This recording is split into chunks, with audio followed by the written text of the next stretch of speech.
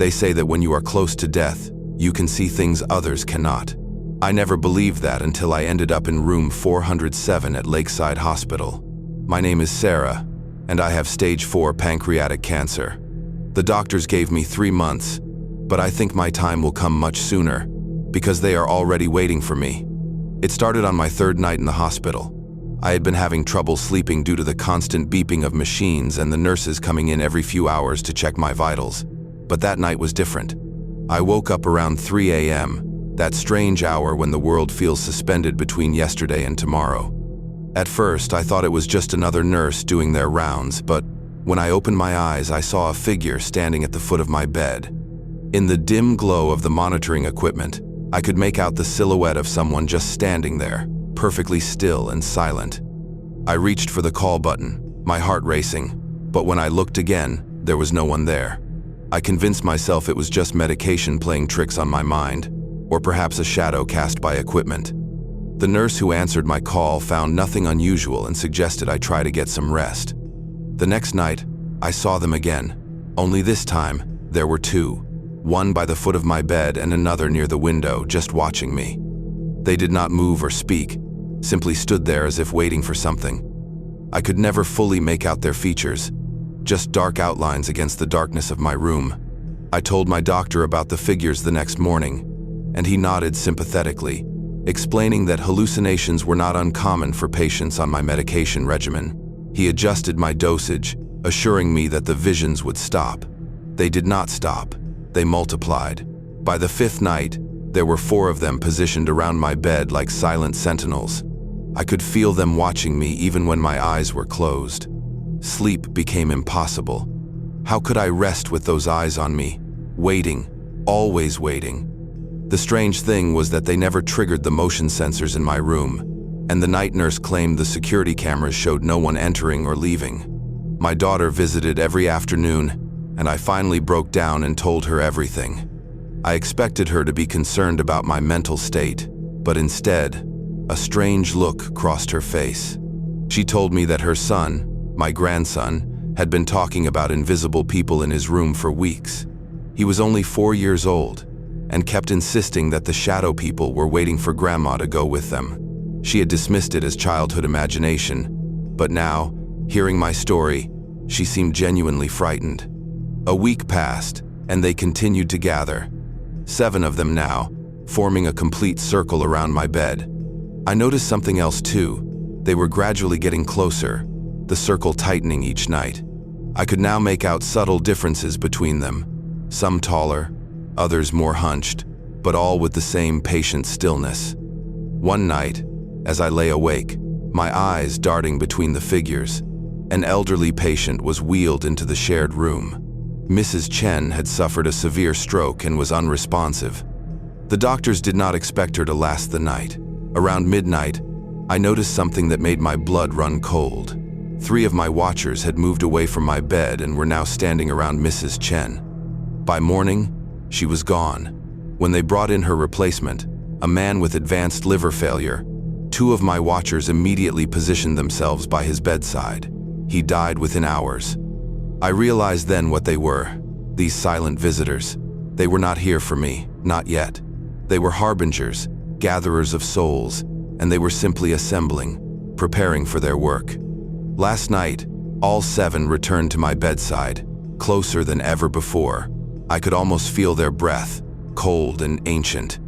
The nearest one, standing by my right shoulder, was close enough that I could see what I had missed before, what my mind had perhaps been protecting me from seeing.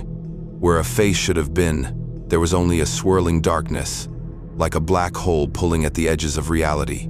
I know what happens next. My latest scan shows the cancer has spread to my liver and bones. The pain medication barely works now. The doctors speak in hushed tones outside my door, and my family visits with red-rimmed eyes and forced smiles. But I am no longer afraid of my silent watchers. In fact, I find their presence almost comforting now. They are patient, and they are constant, and soon, very soon, I will find out where they have been waiting to take me. Tonight, I think I will finally be able to sleep. The worst thing about working night shifts at Pinewood Care Home was the feeling that you were never truly alone. I had been there for 2 years when the incidents began. Small things I brushed off as tricks of an exhausted mind. The residents were mostly elderly folks with dementia or physical ailments, requiring round-the-clock care, which meant someone always had to patrol the dim hallways at 3 a.m. when the building seemed to breathe with a life of its own. It was during a quiet October night when I first noticed something odd, a flicker of movement at the end of the corridor that vanished when I turned to look, like someone had quickly stepped into a room to avoid being seen. I called out thinking it might be Mrs. Evans, who sometimes wandered at night, but when I checked, every resident was asleep.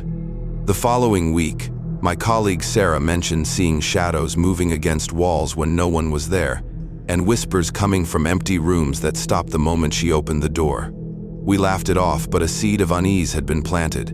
Then came the night that changed everything, when I was sorting medications and heard shuffling footsteps approaching. I looked up, expecting to see a resident who needed help, but the hallway was empty, yet the footsteps continued, growing louder. I called out, and they stopped, replaced by a silence that felt somehow worse. The temperature dropped so suddenly I could see my breath clouding in front of my face. Things escalated after that, with staff reporting similar experiences, objects moving on their own, call buttons ringing from unoccupied rooms, and the overwhelming sense of being watched. The night supervisor, Tom, admitted that the building had been a hospital in the 1940s with a ward for terminally ill patients. Many staff over the decades had reported unusual occurrences, but management always discouraged talk of anything supernatural. I might have still doubted it all if not for what happened with Mr. Jenkins, a resident with advanced dementia. I was helping him back to bed after finding him wandering when he grabbed my arm with surprising strength and stared past me with terrified eyes. "They are watching us," he whispered. "They stand in the corners at night and watch us sleep. Sometimes they take people away." I tried to reassure him it was just a dream, but he became agitated, insisting he was not confused, that he had seen them his whole life, shadowy figures most people ignored. As I turned to leave, I caught sight of something in my peripheral vision, a dark, human-shaped silhouette standing in the corner. The following nights became a test of courage. We noticed patterns, how the activity increased around residents who were particularly ill, and how some rooms seemed more affected. Room 237 was the worst, with residents reporting waking to find someone standing at the foot of their bed. 3 different people who had stayed there died within weeks of their complaints. The breaking point came when all the call lights on the second floor went off simultaneously, something technically impossible. We found every resident awake and terrified, all telling the same story, that they had been woken by cold hands touching them. Management could no longer ignore the security footage, showing all call buttons being pressed at exactly 3:17 a.m. without anyone visible. Even more disturbing were shadows moving independently across the hallway, formless at first, but gradually taking human shapes as they drifted from room to room. The facility director brought in paranormal investigators who discovered that Pinewood was once a sanatorium where experimental treatments were conducted. According to records, many patients had died during these procedures and were buried in unmarked graves on the property. We have not found a way to stop the occurrences, but have learned to coexist with our unseen residents. Some staff quit, unable to handle the constant feeling of being observed, but those who remain have developed a strange relationship with the shadows. The residents who understand have their own theories. Mr. Jenkins insists they are not malevolent, but lost souls who never received proper care in life, and now watch over those who do.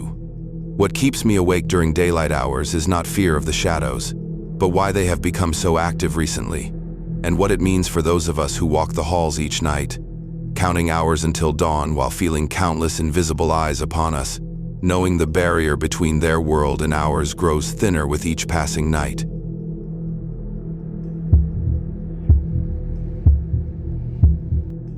They say hospitals are places of healing, but I have always thought of them as places where the living and the dead are forced to exist side by side. I never liked them, never felt comfortable in those sterile white rooms that smelled of antiseptic and something else I could never quite name.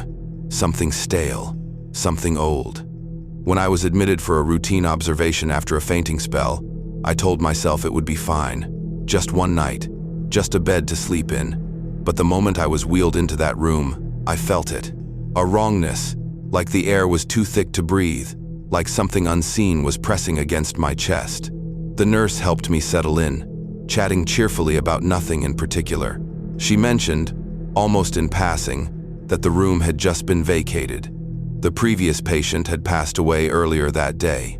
I remember the way she said it, casual but with a tightness around her eyes, as if she was trying not to let something slip.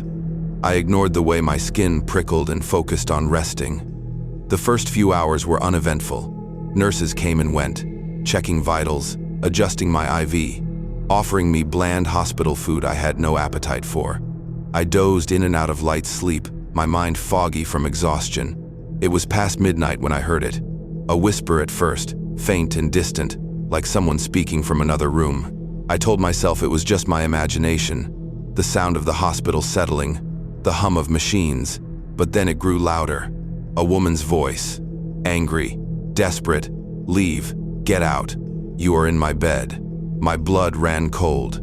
I turned my head towards the door, expecting to see a nurse, another patient, someone who had wandered into the wrong room. But the room was empty, just me and the dim glow of the monitors. I squeezed my eyes shut, my heartbeat hammering in my ears. It was just a dream, just exhaustion. But then the blankets were ripped from my body. I gasped, bolting upright. The room was freezing. My breath came out in thin white puffs, mist curling in the air. And then I saw her. She stood at the foot of my bed, her hospital gown loose and crumpled, her hair matted to her pale face.